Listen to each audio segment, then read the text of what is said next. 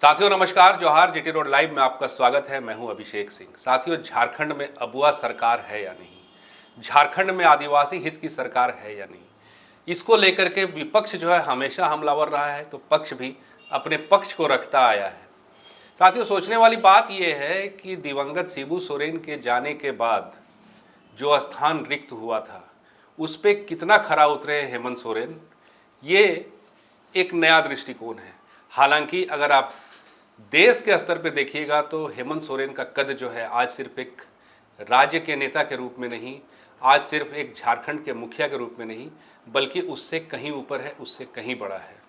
तभी तो आप देखिए कि अभी हाल फिलहाल में देश दुनिया से आए तमाम आदिवासी संगठन और उनके जनप्रतिनिधि आकर के हेमंत सोरेन से मिले और अपनी अपनी समस्याओं को रखा। वहीं चंद दिनों पहले आसाम से भी एक प्रतिनिधि मंडल झारखंड आया था और वहाँ आदिवासियों के साथ हो रहे तमाम शोषण कहिए या अत्याचार कहिए या जो उनकी मूलभूत समस्याएं हैं उससे मुख्यमंत्री को अवगत भी कराया कि किस तरह से वहाँ पे चाय बागान हो या अन्य क्षेत्र हो, वहाँ पे आदिवासी आज भी कष्ट में है और उसका निदान जरूरी है। और साथ ही साथ मुख्यमंत्री ने भी ये अवगत कराया कि हम अपने एक प्रतिनिधि मंडल को वहाँ भेजेंगे या फिर बतौर नेता जो संभव होगा वो हम मदद करेंगे।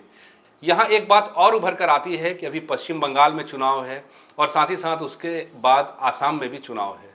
हालांकि बिहार में आप देखिएगा कि इंडिया गठबंधन और झामुमो दोनों एक मत नहीं हो सके और इसके कारण जेएमएम जो है वो चुनाव नहीं लड़ सका।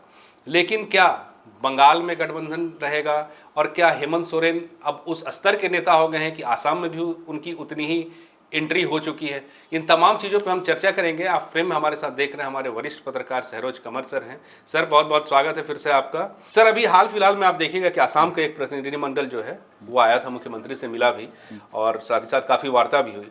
तो आपको अब क्या लग रहा है सर कि आसाम चुनाव में मुख्यमंत्री हेमंत सोरेन कितने निर्णायक साबित होंगे? आपने बिल्कुल सही कहा अभिषेक भाई। देखिए, बिहार में जैसा हुआ जी, उसका मलाल तो है जी, जेएमएम को, उसका मलाल है जी, बिल्कुल। और ये एक ऐसा जख्म है जो टीसता रहेगा। अब असम में चुनाव है, बंगाल के बाद तो वही होना, पश्चिम बंगाल के बाद। और खबर यही चल रही है कि जेएमएम झंडा असम में भी गाड़ना चाहता है। जी, अब क्यों गाड़ना चाहता, सवाल इसका है। इसलिए गाड़ना चाहता है कि वहां भी आदिवासियों की अच्छी खासी आबादी है। जी, 2011 की अगर जनगणना को आप माने तो 12.44% आदिवासी, जबकि आदिवासियों की संख्या उससे अधिक है। जनगणना में उनका जिक्र है जिन्हें एसटी सूची में शामिल किया गया है। जैसे मैं आपको बता देता हूं, बहुत सी चीजें याद नहीं रहती, लिखा हुआ है, बताता हूं आपको कि कौन कौन लोग वहां पे शामिल हैं। मैं बताता हूं आपको, जैसे कि बोडो हैं, कार्बी हैं और बताता हूं मिशिंग हैं, दिमासा हैं, राभा हैं। ये सब जनजातियां हैं जो कि एसटी सूची में शामिल हैं। जी, लेकिन इससे अधिक संख्या उन जनजातियों की है जिन्हें वहां ओबीसी सूची में शामिल कर दिया गया। पिछले महीने बड़ा एक वहां प्रदर्शन हुआ, पूरी दुनिया में वीडियो वायरल हुए और उसमें बड़ी आबादी जो है अपने झारखंडी आदिवासियों की। जी, जी, मैं कई बार अपने वीडियो में कह चुका हूं कि आदिवासियों का सबसे बड़ी समस्या यह है कि अगर कोई भी किसी भी जाति का व्यक्ति है, वो अगर दूसरे प्रदेश जाता है तो उसका जाति बदलती नहीं है। आदिवासियों के साथ दिक्कत यह है कि अगर आदिवासी झारखंड का है, वो यदि उड़ीसा चला जाए या असम चला जाए तो वो आदिवासी नहीं है। हाँ, जी, सरकार उसे आदिवासी नहीं मानती। या उड़ीसा का चला आता है झारखंड तो आदिवासी नहीं मानती। यही कारण है कि सीता सोरेन को जनरल सीट से चुनाव लड़ना पड़ता है, कल्पना सोरेन को जनरल सीट से चुनाव लड़ना पड़ता है आदिवासी होने के बावजूद।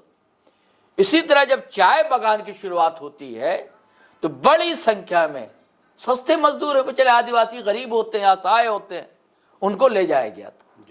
और जिनकी बड़ी आबादी है वहां पर, और ये पलायन की समस्या आज की नहीं है, बहुत पुरानी है जी अब जो वहां तो चले गए, अब वहां लेकिन वो एसटी सूची में शामिल जी।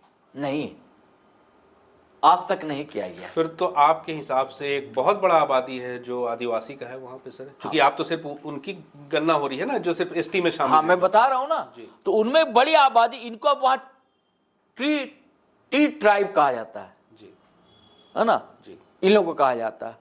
लेकिन पिछले दिनों असम सरकार ने क्या किया कि कुछ और जनजातियां जो ओबीसी में शामिल थी और टी ट्राइब, इनके लिए एक सहमति दी है वहां के कैबिनेट ने कि इनको भी एसटी सूची में शामिल किया जाए।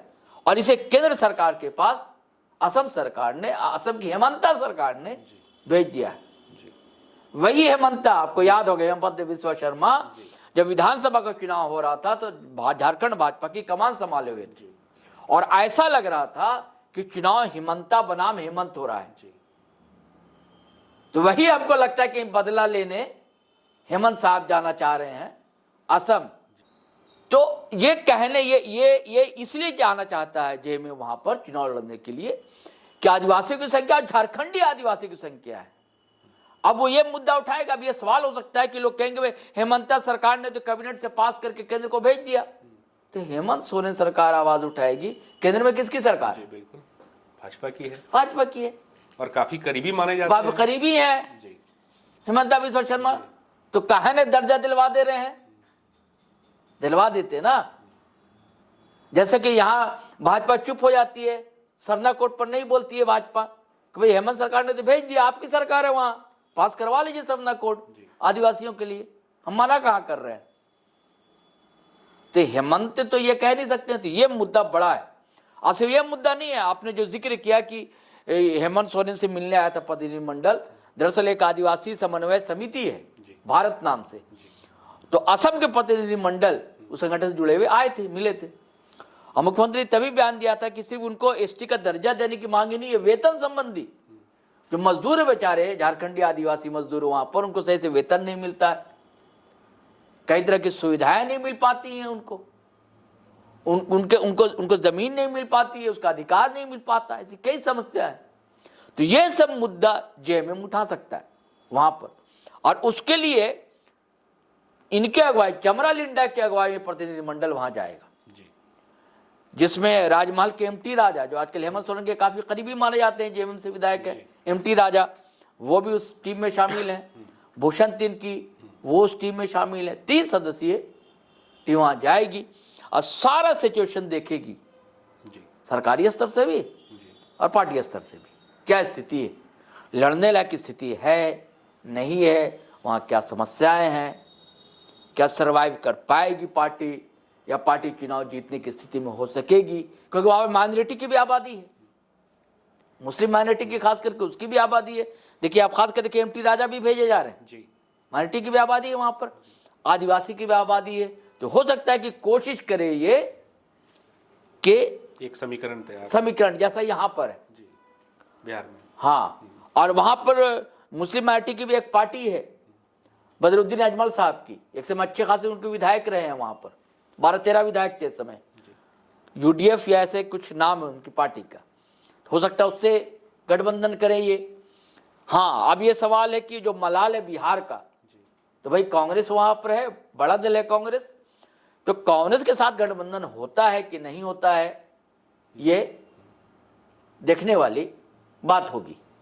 तो एक संगठित वोट दिखता है सर, जैसे बिहार में आप देखते हैं, जैसे वहाँ मुस्लिम और यादव की दिखती है, ऐसा ही कुछ संगठित पक्ष यहाँ दिखता है सर आपको बिहार में, आसाम की जब मैं बात कर रहा हूँ? हाँ, वही तो मैं कह रहा हूँ ना, जैसे झारखंड में कोशिश की गई, कोशिश सार्थक भी रही, तो हो सकता है ये प्रयास रहे वहां पर कि मुस्लिम वोट को भी अपनी तरफ खींचने की कोशिश हो जी, और जो टी ट्राइब है, जो झारखंडी आदिवासी हैं, उनको अपनी तरफ खींचने की कोशिश हो। एक सीमा, कई जिलों में आबादी है इनकी, एक सीमा जैसे झारखंड बिहार का था, तब हमों की मांग थी कि जो सीमावर्ती क्षेत्र हैं वहां से हमें सीट दिया जाए। ऐसे ही बंगाल से भी सीट लगती है सर झारखंड की, और साथ ही साथ बंगाल में भी चुनाव है। हाँ, तो वहां क्या दिखता है सर कि जो बिहार की कहानी है वही दोहराई जाएगी, या वहां हेमंत को? नहीं, तो अब कांग्रेस को निर्णय लेना है जी, कांग्रेस को निर्णय लेना है कि इंडिया अलायंस के साथ समझौता करते हैं, करता है इंडिया अलायंस समझौता जेएमएम से कि नहीं, सीट देता है कि नहीं, या फिर अकेला चलो की राह पर चलते हैं जेएमएम, आप फिर ममता बनर्जी की पार्टी से कर लेते हैं समझौता गठबंधन, कहा नहीं जा सकता। जी हाँ, लेकिन चुनाव तो लड़ेगा जेएमएम, बंगाल में भी लड़ेगा और असम में भी लड़ेगा। हम अभी चर्चा सब किस लिए कर रहे हैं कि वहां प्रतिनिधिमंडल जी जा रहा है जाने वाला है, जी।